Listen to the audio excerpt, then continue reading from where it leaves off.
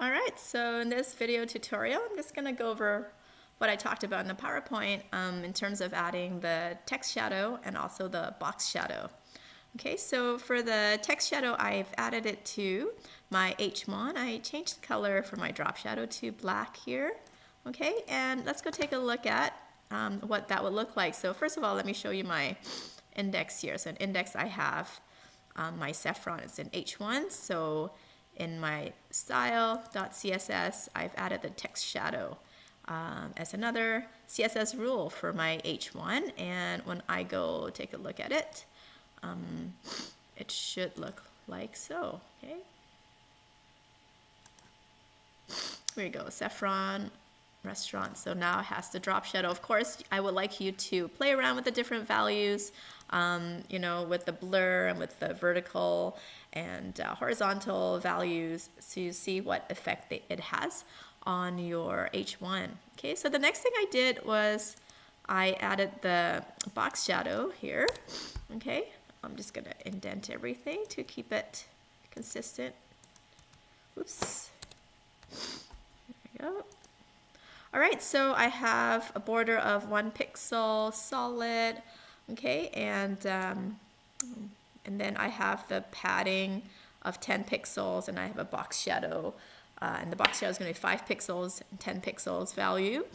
This is a class, so I can apply this class to anything, really. I went to my index page and I applied that class box to my paragraph. So for my paragraph, it's now going to have that box around it. So let's go take a look at what that looks like. It doesn't look that great, but you get the idea. It applies this box shadow to the class, okay? And you can change that color, of course, by changing the color in the CSS where the color value would be, okay? Oh, not sure why it's not sure why it's blue, so let me go over here and make that black.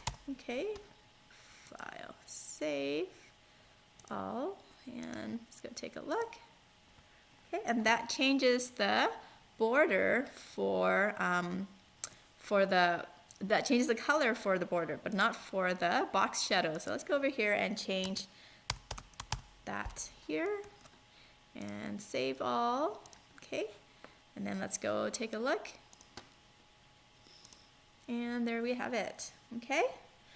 So the next thing I'd like you to do is to go and apply the text effect, the drop shadow for your text onto your links. So your links are, you know, here.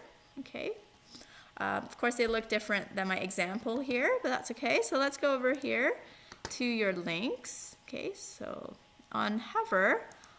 Okay. Oh, where's my hover? On hover, you would then go and add that text shadow on there, or you can just do it from scratch. So text shadow, you would have 2 pixels,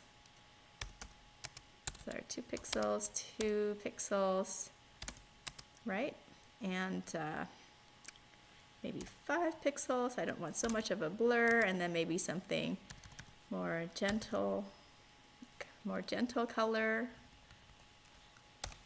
999, 999, and that would give it a softer color. Save. Let's go take a look. Okay, so now when I hover over it, it has that soft little drop shadow on it. Okay, so the next thing I'd like you to do is to go to Contact Us, and when I hover over this list, I want there to be a box around it, just like on the main page here. Okay, so I want this box shadow to appear on Contact Us. All right, so when I have put my mouse over it, I would like that box to appear. So you have to do a little bit of research on your own and also apply what you have learned so far. So have fun with it. That is your activity 1. Give it a shot and let's see how it goes.